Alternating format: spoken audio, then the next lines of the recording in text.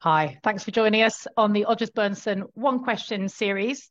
This is the inaugural second half of 2023 series today, for which I'm delighted to be joined by a very, very busy man this week, Nick Emery. Thanks for joining us, Nick. Thank you for having me. You guys may have seen my series before, but if not, I'm Jules McKean. I run the global media practice at Odgers Berndtson Executive Search. And Nick Emery, you will probably all be very aware, has been in the news rather this week with the new acquisition of Jellyfish. But he did, as a sort of by way of background, 20 years at Mindshare, culminating in global CEO, 2 years as partner of Brandtech Media, and 2 days to their new acquisition as the chief exec of Jellyfish. So I'm delighted he's actually been able to find the time to do this with the appropriate branding behind him, Nick Thank you. Emery, Yes, after that's two on. days. Yeah, So maybe the logo should be bigger, but yeah. so I'm sure you'll work on that as the sort of, as the CEO now, you can get the branding a bit bigger. Nick, it's been a kind of crazy few years and continues to be extremely turbulent. But given that the sun is shining, I think we thought rather we might turn ourselves to a level of optimism. Perhaps it's maybe clutching at straws, but you can help us put some flesh on the bones of this. What reasons do you think we've got to be cheerful? Yeah, well, the sun is shining, isn't it? It lifts everyone's spirits, doesn't it? I always think as soon as the clocks change, it's summer. I can be, Yes. it goes on for that long. Well, I think it's the same. It's the same eternal reason, really. It's axiomatic to say it's about people, but it really is about people, And I think we work in this business because we want to create new things. Hopefully we want to do it with some fun, but we want to do it, equitably, ethically, sustainably. But we want to create new things. That's why we chose this career rather than necessarily, some other profession, because every day you create something new and different, don't you? Yeah. Whatever you do, whether you're looking data and analytics, or you're creating content, or you're managing campaigns, whatever you're doing, you're always inventing. You're kind of like a serial entrepreneur in our business. You're always looking at new and different ways of doing things, and because the canvas, the compass of what we do is so broad, it's fantastic. So in the morning, you're looking at campaigns. In the afternoon, you're talking to Hollywood. Then you're talking to platforms. I mean, the breadth of what we do is fantastic. Everything from AR, VR, AR, AI, everything's out there for us to play with. And with the new role with Jellyfish, and yes, you're right. Afternoons, definitely speaking to Hollywood is a very live, live association for me. Is that the evening spell starts up with LA, but with the Jellyfish acquisition to such a big and kind of wide-ranging portfolio that Brandtech has already got, what does this add to you guys, and what does it add to your clients? Because it's quite an exciting new addition, isn't it? Yeah, it's fantastic. I mean, David said it. Well, you and Mr. Jones then in 2015, and latterly became the Brandtech Group. But the vision has always been kind of consistent, which is to connect data, content, and technology in real time, and assemble some fantastically disruptive companies to do that. From Gravity Road, collectively, Oliver, MoFilm, Mobcoy 55, and the like, and but didn't have the kind of media piece. Now, Mm. Jellyfish is much more than a media company. Probably about half the business is a media company. The rest is content, technology, training. It's a fantastically broad organization, but it kind of completes that first leg of that vision. Really, I think the next stage is all going to be about AI. We've got some exciting announcements about that coming out very soon. But that's the next iteration of the company. But what it begins to do is bring all that together in a kind of fantastic melting pot, really, that we can service clients with. And I think the way we see the business evolving is, a global consistent tech spine, but with agile fluid teams that allow us to assemble and disassemble around client problems. So it allows us to do that much more effectively than before. It's interesting because we're sponsoring London Tech Week, and I'm on one of the panels next week. And sort of agility around workforce in our world is a really predominant theme, because actually what any client necessarily needs on day one is not the same as what they're going to need even on day 60 sometimes. And with the speed of AI and the fact that's bringing down barriers to entry to try new things. So we had, in our gaming side, we've had gaming investors helping us understand that what used to take months to develop and test actually can be tested as sort of ABCD testing within 48 hours if you're running the right programs to be able to get it to market. Presumably that opens up both a kind of plethora of opportunities, but also a challenge on focus and talent for you and companies like yours as you go forward and work out where the big opportunities are.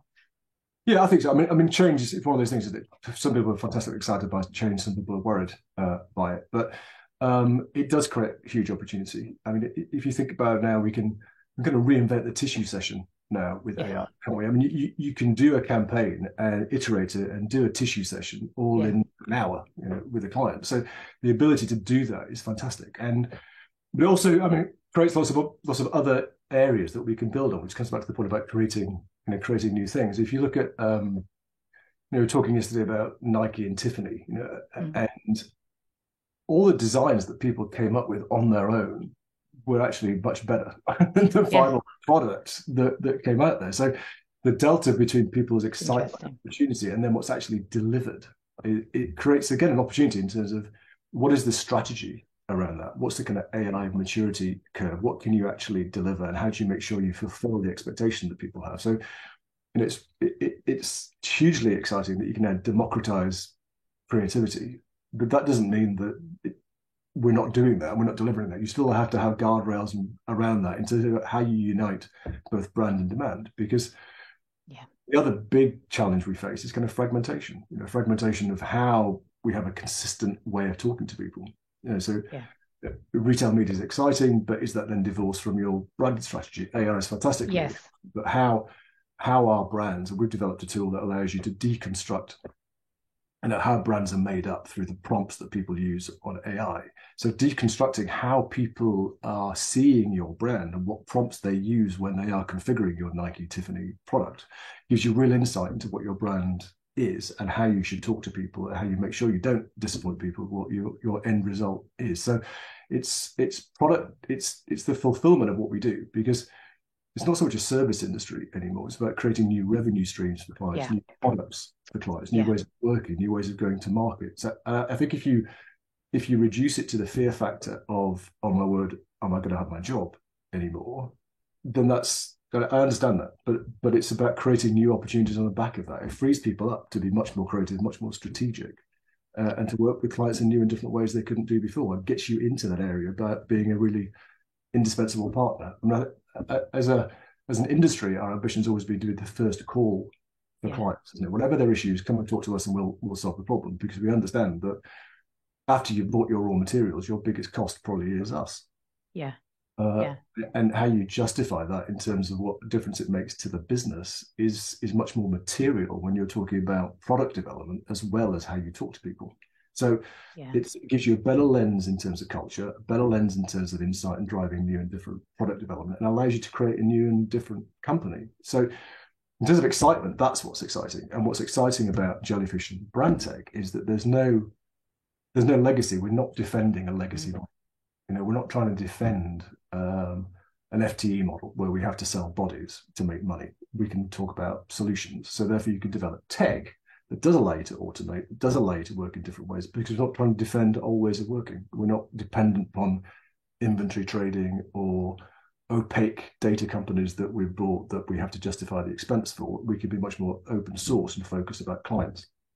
And I think if we, as a business, if there's a challenge we have, is that we've become less client-centric and more self-centered. So it's much more about selling what we own rather than necessarily trying to solve a client problem. So rather than saying, here's the answer now, what's the question? Actually, putting the brand at the center of it, the client at the center of it, and being able to answer their problems. How do you bring all these things together? How do you coalesce all these things and integrate? Because if we've got loads of challenges, fragmentation, data, sustainability, privacy, but if you're not centered on what the client issue and the business problem is, then you've got a problem. And 2 days in, I mean, the fantastic thing about Jellyfish is, so I was saying to somebody yesterday, you can, in the space of walking from the elevator to your desk in the office, then you go past fantastic content creators, data analysts, strategists, trainers.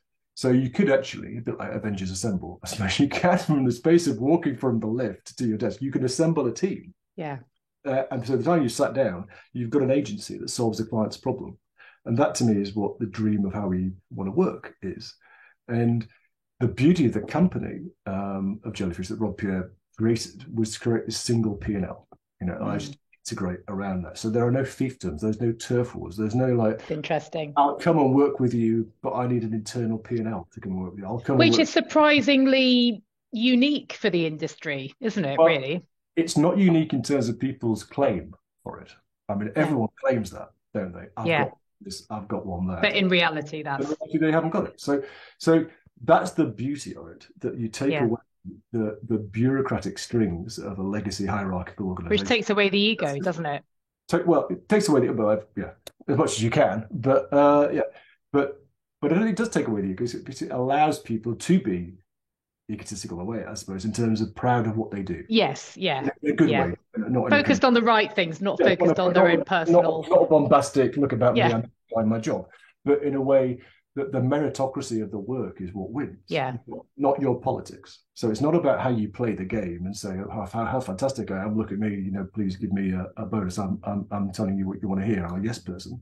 It's about the beauty of the work that survives. And that's how I think we should work. If you do brilliant work, a company is, I only have one skill really, which is to be able to spot really good talent and allow that talent to flourish. That's all you do if you're running a company. That's all you should do. You take away the barriers for people to allow them to do what they want to do, and they have to individually fulfill their own ambitions within the kind of work environment. So you have to allow people to do that, allow them to do fantastic work and just get out of the way, and then if you've got great talent, that's all you have to do. And I think the beauty of that structure is it allows you to do that because you're not justifying yourself in terms of my particular silo. Yes. And actually it genuinely must serve client business extremely well because you've got a variety of diversity of skill sets and mindsets and individuals around that team to which you can apply depending on what the business problem is. Presumably you can therefore cherry pick a really interesting team each time to help service a client at that point in their journey, and that might change. And that does feel like when we're thinking about the work I do with the textile startups and the kind of, the sort of the more startup mentality, there is a need to build in both agility and depth around teams to be able to have a level of consistency around long-term brands, and client partnerships, but also be able to bring in interesting and new skill sets from around the business. And not all businesses are set up to be able to do that. They just have their silos. So I think that's quite an interesting way of going into what we're coming into, which is we don't know what that is. Precisely, you don't know what it is. And therefore, the team that you set up in January is not the team that you need in June, because things have changed. We didn't know now. We didn't know 6 months ago you're going to need a whole new AI team, did we? And some people did. David did because he invested in kind of machine learning and stuff at the very, very beginning of the inception of the group. But a lot of people didn't know that, and therefore the ability to be able to flex and do that is really important. You have to be able to. You have to have a graphic equalizer, dial up and dial down, based upon what the client needs and where they are on that maturity curve. Well, Nick, that is brilliant because I think that's a neat sum up, therefore, of something that we can genuinely be cheerful for. Brilliant talent in this country, brilliant talent coming into the country, we hope, and a lot of really interesting nascent, especially AI-driven technology opportunities that companies are getting behind to be able to enable that talent to flourish. So that's perfect for today. And thank you. What a brilliant way to kick off our kind of, our more optimistic, perhaps, kind of level of one question series for the rest of this year. So Nick Emery, thanks very much. That was brilliant. Thank you so much. Thanks for having me.